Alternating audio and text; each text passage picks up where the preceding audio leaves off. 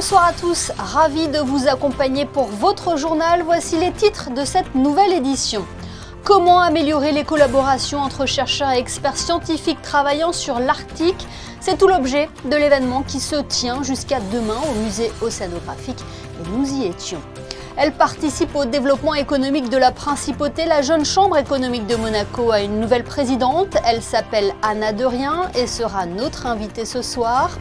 Un nouveau parti politique vient de voir le jour en Principauté. Son nom, Génération Monaco, porté par Marc Mourou.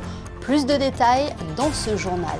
Nous recevrons également ce soir Sidi Larbi Cherkaoui, le célèbre chorégraphe grand ami des ballets de Monte-Carlo, était l'invité de la Fondation Prince-Pierre pour une conférence sur les cultures en mouvement. Et à la fin de ce JT, nous nous intéresserons à l'un des plus anciens concours de restaurants en France, la Coupe Georges Baptiste, qui vise à récompenser les talents de la restauration. L'avenir de la coopération scientifique en Arctique, au cœur d'un rendez-vous au musée océanographique. Depuis aujourd'hui, chercheurs et experts de premier plan sont réunis pour répondre à cette question. Comment renforcer les connexions entre les communautés de recherche pour relever ensemble les défis pressants dans la région arctique? Le projet initié en 2023 est baptisé The Arena for the Analysis of the Existing Arctic Science Cooperation, livre ses premières conclusions. Les détails de Christine Petit et Lionel Bernardi. L'Arctique se réchauffe presque 4 fois plus vite que le reste du monde. C'est pourquoi la Fondation Prince Albert II de Monaco a lancé son initiative polaire pour transformer la science en action, construire des ponts entre les chercheurs et les décideurs et lutter pour l'avenir de nos régions polaires. La science seule ne peut pas changer le monde. C'est pourquoi la collaboration de tous est primordiale. Il y a un fort besoin de coopération, de partage des connaissances et de recherche commune, donc de financement. Et puis surtout, ne nous mentons pas, de permettre à la science de se faire entendre au niveau des décideurs. Donc c'est passer de la science à l'action. ASCO, c'est en fait une coopération de scientifiques de l'Arctique, cette fois-ci, pour partager leur savoir-faire, mais aussi agréger le savoir universitaire. Et ça, c'est aussi une des raisons qui nous a poussé à monter cette initiative polaire et à soutenir ce type d'initiative, car au-delà de la recherche scientifique pure, les enjeux actuels font que nous avons besoin d'aborder ces sujets de manière beaucoup plus holistique et soutenir aussi des projets concrets, très proches des communautés, en les aidant, en fait, en les accompagnant à partager leur savoir, car ce sont eux qui bénéficient des savoirs les plus résilients face au changement climatique, face à la perte de biodiversité. Le seul moyen qu'on a pour résoudre les problèmes, c'est qu'on trouve des moyens pour les chercheurs de travailler ensemble. Et il n'y a pas tout à fait clair comment on trouve les modèles idéaux pour travailler ensemble. Il y a des ouvertures et des lacunes dans la collaboration qu'on essaye d'adresser ici. Aujourd'hui, les puissances politiques et financières font marche arrière sur leurs engagements environnementaux. Le besoin urgent de protéger notre planète est apparemment traité comme secondaire malgré des preuves indéniables d'une crise en cours. Mais dans ce monde en évolution, les pôles jouent un rôle central et ils sont les premiers à subir les conséquences des bouleversements mondiaux. Nous refermerons donc ce sujet avec les mots forts du prince souverain dans son allocution. Au milieu de l'incertitude, nous devons réaffirmer l'urgence de préserver les écosystèmes arctiques. Nous devons prendre des mesures par tous les moyens possibles pour freiner un processus de réchauffement accéléré, un processus qui menace nos espoirs de maintenir l'équilibre de la planète. Pour y parvenir, nous devons nous appuyer sur la science et défendre le rôle crucial des chercheurs. Les mots forts du prince Albert II présent donc à ce rendez-vous ô combien important, rendez-vous qui se clôture demain au musée océanographique. Coup de projecteur à présent sur une entité qui participe depuis plus de 60 ans au développement économique de Monaco. La jeune chambre économique s'adresse aux actifs de moins de 40 ans en multipliant ces événements. Dernièrement, les membres de la JCE ont élu leur nouvelle présidente. Elle s'appelle Anna Derrien et est notre invitée ce soir. Bonsoir. Bonsoir Émilie. Vous avez rejoint la JCE en 2021. Qu'est-ce qui vous a motivé à vous impliquer ainsi auprès de la JCE jusqu'à en devenir la présidente aujourd'hui ? Alors c'est vrai que quand je suis rentrée membre, j'ai eu la chance d'avoir de bons mentors au sein de la Jeune Chambre qui m'ont motivée à gravir progressivement les échelons, et notamment Thierry Chausse qui était mon responsable de commission en 2021. Progressivement, j'ai franchi progressivement les échelons en étant membre, puis ensuite chef de projet. Et ensuite, je suis rentrée au conseil d'administration en 2023 en tant que secrétaire générale et puis en 2024 en tant que vice-présidente attractivité. Et ces différentes années m'ont vraiment aidé à avancer, à me rendre compte que voilà, c'est une implication que je voulais au sein de la Jeune Chambre, puisque je suis très portée sur les projets entrepreneuriaux au sein de la Jeune Chambre, puisque je suis moi-même aujourd'hui entrepreneur. Et c'est très important pour moi aussi de rendre à Monaco ce que Monaco m'apporte au quotidien. Et que représente la confiance des membres qui ont voté pour vous ? C'est très très important pour moi et j'étais forcément touchée en octobre lorsque j'ai été élue. C'était très important pour moi qui m'ait élue en fait dans ces conditions-là, puisque j'ai déjà la chance d'avoir un conseil d'administration exceptionnel qui m'accompagne au quotidien et qui m'a fait confiance dans un premier temps, puis ensuite la confiance des membres. Aujourd'hui, c'est vrai chaque année, on crée de nouveaux événements, on ajuste aussi nos événements pour avoir une belle visibilité déjà pour notre association, pour nos partenaires qui nous accompagnent chaque année, mais également pour l'attractivité de Monaco, qui est bien sûr notre mission principale et fondamentale au sein de la Jeune Chambre économique de Monaco. Et pour mener à bien votre mission, vous pourrez compter sur le soutien de votre équipe. Exactement, exactement. J'ai vraiment beaucoup de chance puisque, comme je l'ai dit, j'ai une super équipe, un super conseil d'administration qui m'accompagne, qui est aussi composé d'entrepreneurs et de cadres. Et on a beaucoup de chance puisque ensemble, on a les mêmes valeurs. Et ça, c'est très, très important pour moi d'avoir les mêmes valeurs. Et au quotidien, on construit ensemble une belle année et un très beau plan pour cette année 2025. Alors justement, quelle sera la ligne directrice de votre présidence, les projets que vous souhaitez développer ? Alors cette année, on a décidé de continuer le plan triennal qu'on a mis en place l'année dernière. Donc c'est un plan qui est axé sur l'entrepreneuriat, puisque la particularité de la Jeune Chambre, c'est qu'on change de président chaque année et parfois même de conseil d'administration intégralement. Donc l'intérêt qu'on a en fait sur ce plan triennal, c'est d'avoir sur 3 ans, donc de 2024 à 2026, une structure identique, plus ou moins, mais avec des perfectionnements et des ajustements chaque année. Cette année, on va maintenir donc, les 2 commissions qu'on a créées l'année dernière, qui sont Monaco Inspire et les Pitch Night Startup Meeting. Donc c'est quelque chose qu'on va maintenir et on va évidemment perfectionner tout ça puisqu'on apprend également de nos petits échecs, donc c'est normal et on va vraiment réussir sur ce point-là. Et on a également renforcé l'entrepreneuriat sur nos autres pôles qui sont l'attractivité et le développement personnel. Et je prends par exemple nos JCE Connect qui sont vraiment l'événement networking incontournable aujourd'hui en Principauté de Monaco, où on va en faire 4 cette année, mais 4 avec des thématiques très spécifiques, axées business. Et l'objectif, c'est que vous veniez rencontrer des entrepreneurs et des entrepreneurs de Monaco, développer votre réseau sur cette soirée-là, sur des secteurs d'activité spécifiques. Et la communication, on a un calendrier très spécifique sur l'année, très, très précis, et les communications partent 1 mois et demi, 2 mois à l'avance pour que vous puissiez bloquer la date et vous puissiez être à ces événements-là. Et le prochain, d'ailleurs, a lieu le 27 février.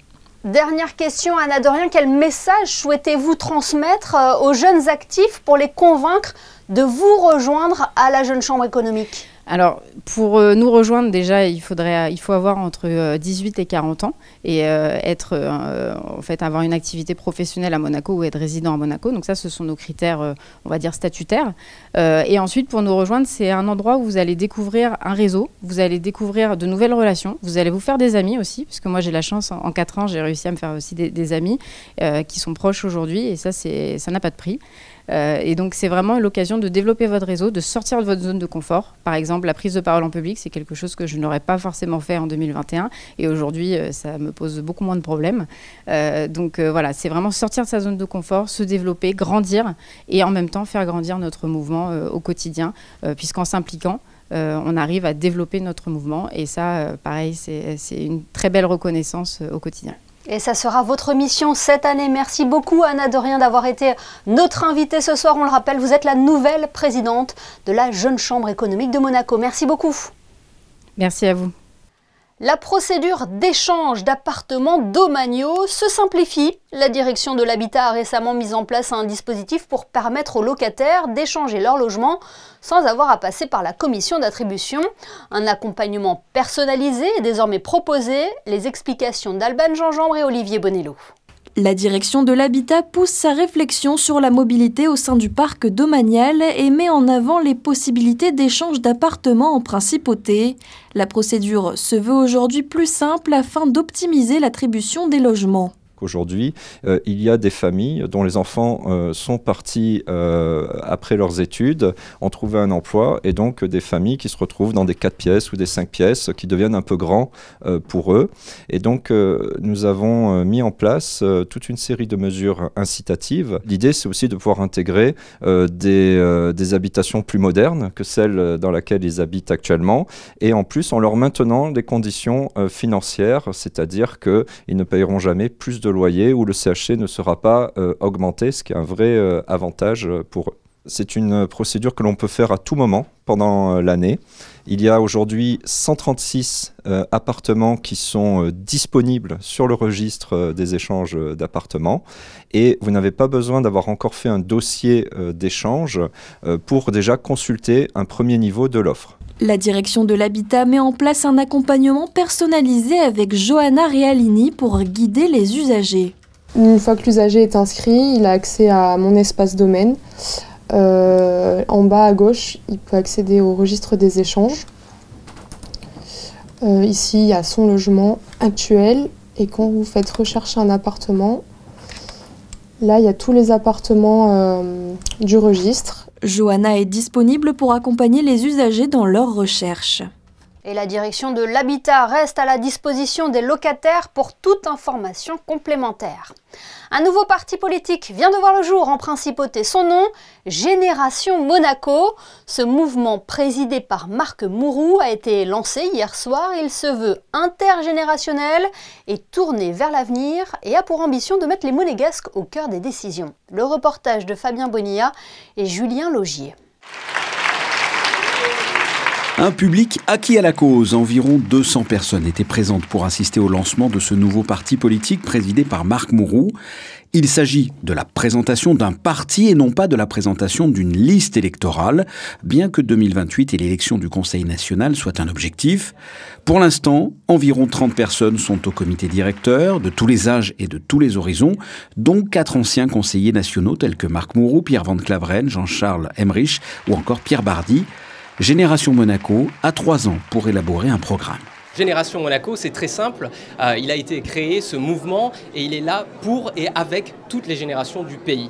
Voilà, donc il y a évidemment la vocation à dépasser tous les clivages et puis à rassembler des Monégasques, des hommes et des femmes venus d'horizons très différents, mais qui ont envie de travailler pour l'intérêt général et puis surtout à partager le même socle de valeurs. Donc des valeurs bien sûr de transparence, d'éthique, d'intégrité et puis de travailler pour la collectivité, de faire des beaux projets pour Monaco. Alors le but justement, c'est pas d'avoir un programme, c'est le lancement. Donc on n'arrive pas avec des idées préconçues, on a envie de construire un programme justement réaliste et réalisable avec tous les Monégasques, de les écouter et puis de rassembler nos idées ensemble, parce qu'ensemble on est beaucoup plus fort et on peut avoir beaucoup plus d'idées pour Monaco. Pas de programme concret, mais de grandes lignes telles que la santé, l'attractivité ou l'éducation. Alors les thèmes évidemment là les plus importants, on en a parlé sur scène ce soir, où on pense que c'est le plus pressant à l'heure actuelle. Vous avez le thème de la santé qui à Monaco vraiment connaît une saturation au niveau des délais pour obtenir un rendez-vous médical chez les médecins et également les médecins qui n'ont plus le temps de passer du temps avec justement leurs patients après un examen médical. Il y avait ce côté un petit peu humain et social que les médecins avaient et qui maintenant, de par la saturation actuelle, quand vous appelez, on vous dit il faut attendre 3, 4, 5, 6 mois, eh bien, ils n'ont plus la possibilité de le faire. Donc ça, la santé, c'est un thème primordial pour nous et nous pensons qu'il faut privilégier l'accès aux soins pour les habitants de Monaco. Un deuxième thème, c'est l'attractivité, notamment l'économie, parce que l'attractivité, vous avez bien sûr la qualité de vie, l'éducation, la santé, le numérique, mais sur l'économie, on pense qu'il faut choisir ses combats, il faut savoir choisir ses combats, et on ne peut pas aspirer tout le temps à être Singapour ou Dubaï pour tous les sujets, mais justement de capitaliser sur nous, nos forces et nos atouts de Monaco. On est un petit pays, mais comme on dit souvent, quand on n'est pas le plus gros, eh bien, il faut être le plus malin. Et puis un troisième thème que je peux vous donner, mais il y en aura plein d'autres, c'est celui de l'éducation, bien sûr, un sujet qui me tient particulièrement à cœur, où là aussi on a des angles un petit peu nouveaux qu'on aimerait amener sur le devant de la scène, notamment donc par rapport à l'orientation professionnelle, et puis également pour l'éducation, le rythme scolaire. Alors bien sûr, le baccalauréat, c'est un diplôme français, mais Monaco reste un État souverain, et donc il faut revoir, à notre avis, le rythme scolaire, où par exemple les modèles anglo-saxons ou scandinaves proposent des journées beaucoup plus courtes et avec beaucoup plus d'activités dans le cadre de l'école, artistique, culturelle, sportive, et vous le voyez, il y a un épanouissement personnel qui est beaucoup plus important.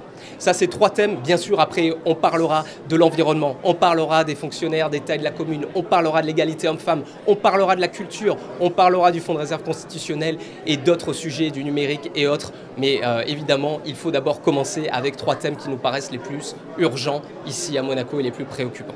Pour le moment, l'heure est à la concertation avec la population. Génération Monaco devrait organiser 2 à 3 réunions publiques par semestre avant les prochaines élections qui devraient animer la principauté en 2028. Folle semaine pour la Roca Team avec 3 matchs au programme jusqu'à dimanche, dont 2 en Euroleague. Demain, les Monégasques reçoivent Baskonia qui vient de faire tomber le Barça à la maison. Mais les joueurs de Spanoulis comptent bien défendre leur place dans le top 3. Donatas Moteyunas est revenu ce matin sur la très bonne dynamique de l'équipe depuis quelques semaines. Je vous propose de l'écouter, il est au micro de Gaëtan Lebrun. I think this is a crucial part of the season, crucial time of the season. This is where we have to accelerate our performances.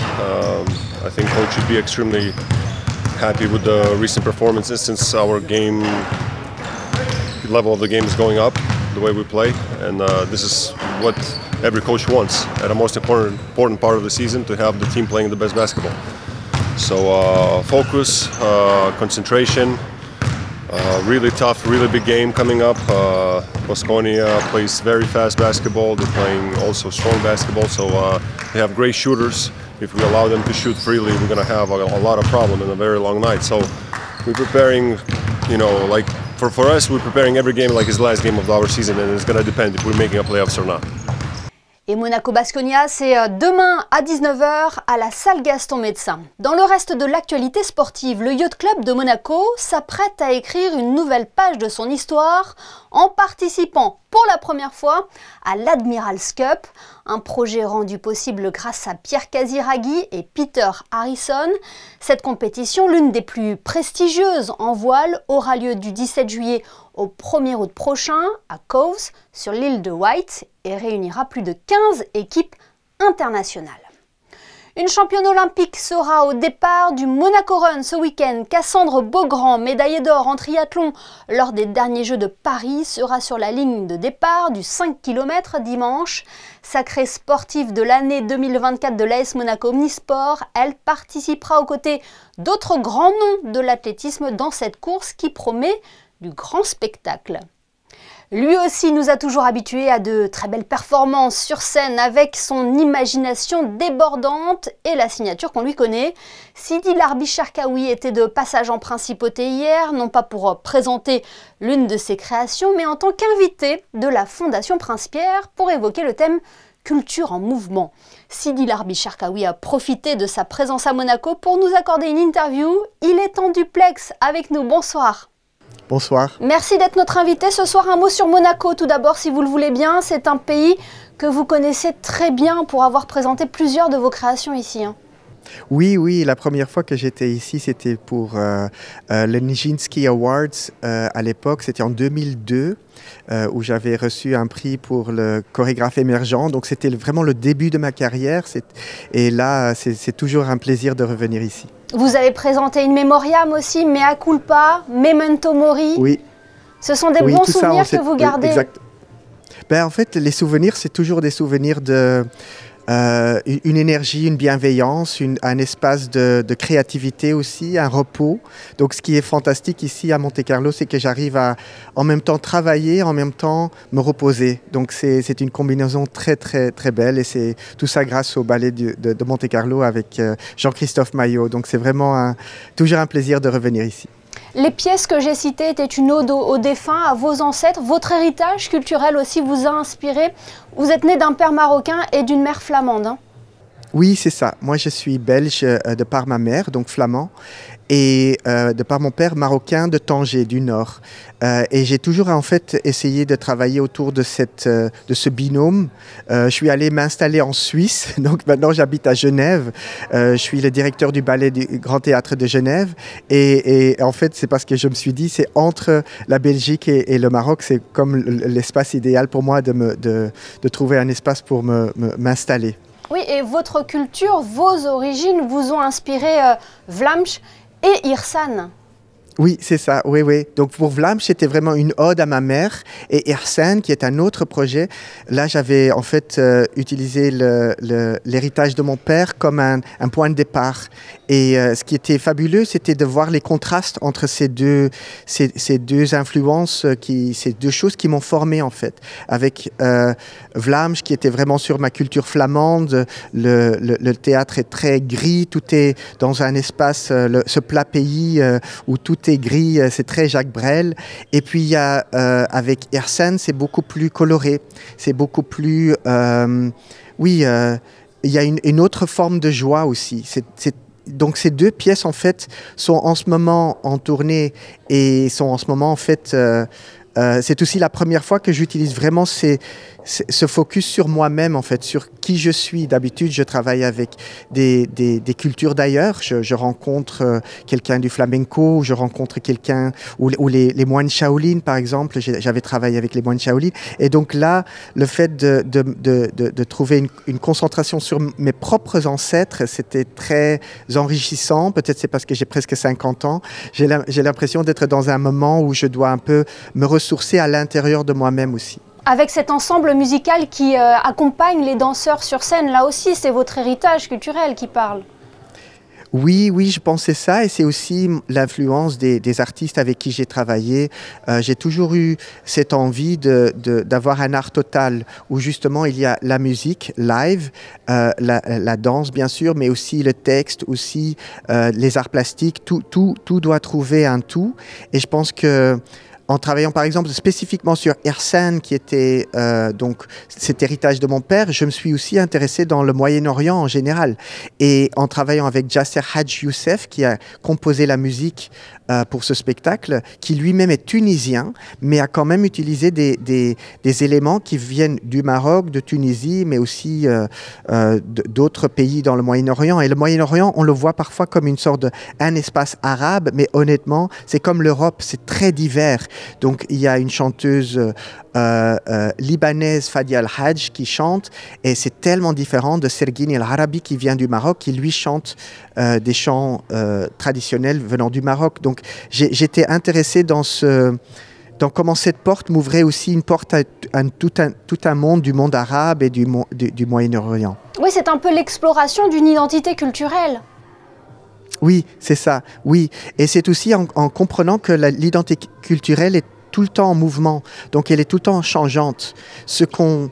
L'héritage qu'on reçoit, on en fait quelque chose et on crée un nouvel héritage pour la prochaine génération. C'est ça qui est fascinant. Donc il y a qu'est-ce qu'on veut garder et qu'est-ce qu'on veut laisser.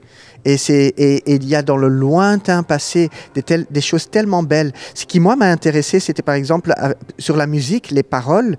Quand j'utilisais des musiques flamandes, c'était beaucoup une revendication de soi. On était contre les Français, on était contre les Espagnols, on était contre les Hollandais, on était contre les Allemands. Il y avait quelque chose de revendicateur pour une identité contre les autres. Avec la musique du Moyen-Orient, c'était beaucoup plus sur la lumière, sur la nature, sur l'amour.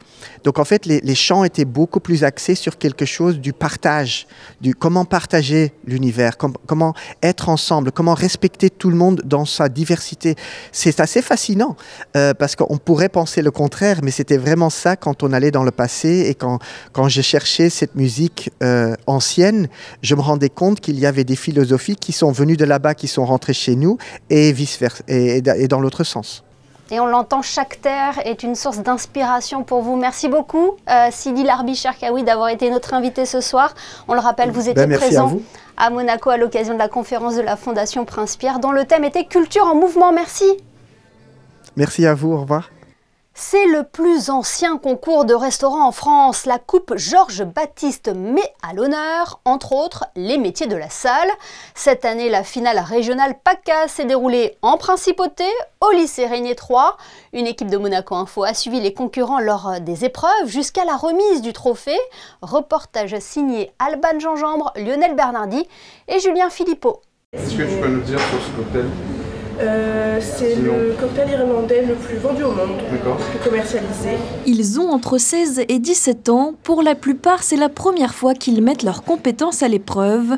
Objectif, se mettre dans la peau d'un maître d'hôtel pour gérer un service de l'apéritif jusqu'au café. Pour les candidats, certaines épreuves sont attendues avec un peu d'appréhension. J'apprends beaucoup plus l'écrit quand même que la pratique. Parce qu'on a plus l'habitude de pratiquer justement le flambage par exemple ou l'Irish Coffee. L'argumentation commerciale. Parce qu'on a beaucoup de choses à apprendre dans l'argumentation commerciale et qu'il faut surtout développer. Donc dans chaque produit, il faudra surtout dire d'où il provient, par quoi il a été créé, etc. Moi, je stresse sur toutes les épreuves. Même si je connais, c'est juste du stress voilà, lié au concours. Les lycéens sont évalués par un jury de professionnels du métier. Dans chaque région, un candidat est sélectionné à l'issue du concours pour participer à la finale nationale prévue au mois de mars. Les candidats devront déjà travailler sur une argumentation commerciale. Donc on leur a donné la carte, comme tout restaurateur qui connaît sa carte et l'intérêt. Il y aura des clients, un client qui parlera anglais, un client qui parlera français, et ils devront prendre la commande en fonction des choix des clients, rédiger cette commande et elle doit partir en cuisine et être lisible bien sûr. Notre message c'est de valoriser le métier de maître d'hôtel, métier de service mais pas de contrainte en fin de compte. On parle énormément de concours de cuisine, de pâtisserie, de sommellerie, mais il y a un seul et unique concours de service de salle, c'est la coupe Georges Baptiste. C'est finalement Vanessa Bozio, élève au lycée Régnier 3, qui remporte la coupe. Ça représente de la fierté parce que j'ai réussi à perpétuer la tradition et aussi à la garder à Monaco. Elle gagne donc son ticket pour la finale à Saint-Nazaire. Intéressons-nous à présent au Mentors Club. Lancé en décembre dernier, ce réseau de parrainage permet de connecter les lycéens monégasques avec des personnalités inspirantes issues de divers secteurs professionnels. Hier soir, les élèves sélectionnés se sont réunis pour échanger ensemble sur les futurs mentors qui les accompagneront désormais. Réaction au micro de Christine Dapetit. On a proposé des jeunes aux mentors et donc là, ce soir, 30 jeunes sont sélectionnés. Donc certains mentors en ont pris plusieurs, mais le but c'était surtout d'avoir un matching, donc un mentor, un jeune. Pendant un an, ils vont se réunir, ils vont faire des rendez-vous, prendre des cafés, s'appeler et en fait le but c'est qu'une connexion se crée et que potentiellement il y ait des stages ou que juste ils se donnent des contacts. Et en fait c'est qu'on s'est dit, c'est un peu un concept américain qu'on voulait amener à Monaco. Donc on s'est dit que ce serait sympa de créer une relation entre un lycéen et quelqu'un qui a réussi, quoi, parce qu'à Monaco il y en a tellement. J'ai vraiment trouvé l'initiative incroyable et le fait d'être aidé par un mentors alors que nous sommes lycéens et que nous sommes en train de nous questionner sur notre avenir, sur nos études, je trouve que c'est vraiment un plus. Ça peut complètement nous aider dans notre parcours. Ils peuvent en plus partager leur expérience professionnelle avec nous et je trouve que vraiment c'est une opportunité comme il n'y en a pas deux. On a un peu tous les domaines. On a les sportifs, donc on a Mika Hakkinen, double champion du monde. On a Ornella Barra, CEO de Walgreens Boots avec 300 000 employés. Donc on a vraiment pris plein de gens. On a Stéphane Valéry, donc président délégué de la SBM. On a essayé de prendre tous les domaines possibles pour avoir donc, par exemple le droit ou avoir donc, le sport, l'économie. On a vraiment essayé d'avoir le plus de domaines. Pendant un an ils vont se parler, mais le but c'est que ça dure à long terme et que dans 10 ans ils se parlent encore, quoi. Et c'est tout ce qu'on leur souhaite. Ce journal est à présent terminé. Merci de nous avoir suivis. Dans quelques instants, retrouvez le magazine Culturama proposé par José Sacré, puis les sorties cinéma de la semaine. Les photos de fin de JT ce soir sont signées Stéphane Dana. Elles sont consacrées au lancement des festivités des 40 ans du Stade Louis II. Nous développerons cette actualité dans notre édition de demain à 19 h. Passez une excellente soirée sur Monaco Info.